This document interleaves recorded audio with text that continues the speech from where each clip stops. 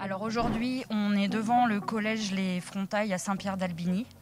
On se mobilise parce qu'on a eu le résultat de la dotation horaire et elle est en baisse alors que les effectifs sont plutôt stables. Donc c'est des décisions un peu arbitraires, un peu comptables, on a un peu du mal à saisir. Du coup, c'est vrai qu'on ne comprend pas très bien comment le calcul il est fait, pourquoi il y a moins d'heures données à l'enseignement. Nous sommes très surpris de cette baisse des moyens puisque pour ce qui concerne le collège des Frontailles à Saint-Pierre-d'Albigny, il y a cette année 495 élèves et les effectifs prévus sont les mêmes à la rentrée prochaine.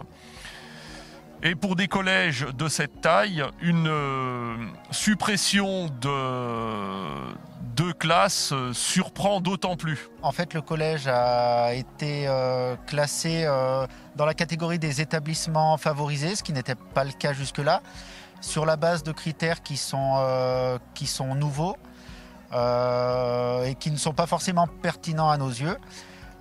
Donc suite à ces critères, le nombre d'élèves pour l'an prochain restant le même, on perd 2 classes, une classe en 5e, une classe en 3e, ce qui va faire monter les effectifs dans ces niveaux à 30 élèves par classe, voire plus.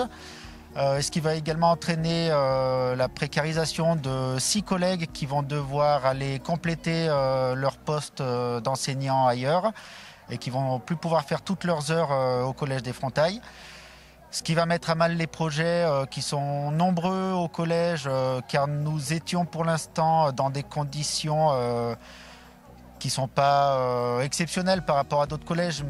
On est à 25-26 élèves par classe, mais qui nous permettaient d'avoir un peu de temps pour mener des projets, et ce qui ne sera plus le cas forcément l'an prochain.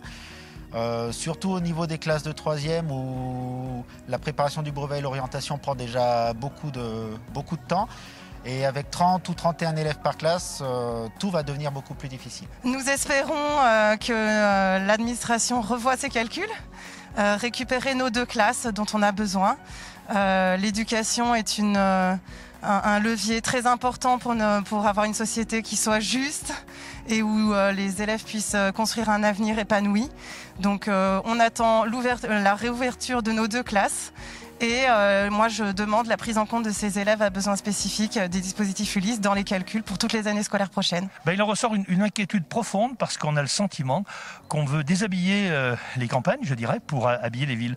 On a un collège voisin qui est le collège de Fontenex. On vient de m'apprendre qu'il aurait perdu quelques classes également. Et je crois que tout ça, ça va pas dans le bon sens. Et c'est un peu dommage parce que du coup, c'est une qualité d'enseignement qui se perd pour nos enfants.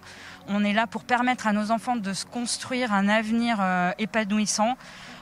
Et ça passe notamment, entre autres, par la qualité d'enseignement. Il ne faut pas oublier que les enfants sont le futur de la nation de demain. Voilà, donc il faudrait leur donner les chances de réussir dès maintenant. Donc au niveau du suivi des élèves, tout va être plus compliqué. Que ce soit le suivi avec les familles, que ce soit le suivi en classe, puisque sur une classe de 30 élèves, si on a 4 ou 5 élèves de plus par classe sur une heure de cours, forcément on passe un petit peu moins de temps avec chaque élève.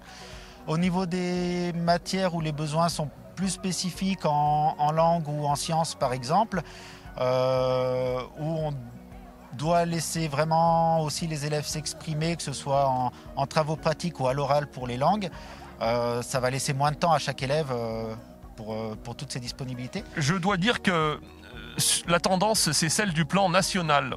La tendance, c'est celle du national. Nous avons, le ministère de l'Éducation nationale nous indique qu'il y a des moyens constants. Or, dans de nombreux établissements de la Savoie, il y a des fermetures de classes. Il y a des fermetures au collège La Motte-Servolex à Georges Sand.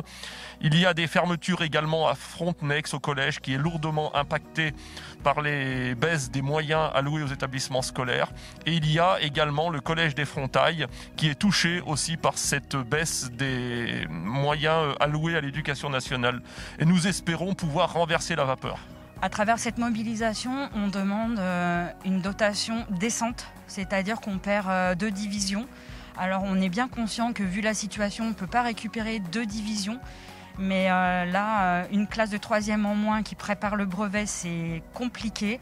Une classe de 5e aussi. Voilà, donc je ne sais pas si notre message sera bien entendu au ministère, même jusqu'au ministère, parce que c'est pas que au rectorat, ça monte. Je pense que les chiffres sont donnés d'abord par le ministère. Donc voilà. Je crois que tout est négociation, hein. Aujourd'hui, il faut parler beaucoup pour quelquefois obtenir peu, mais en tout cas, ne rien faire, ce serait baisser les bras, et je pense que c'est pas du tout l'objectif ni des enseignants, ni des parents d'élèves, et ni du maire que je suis.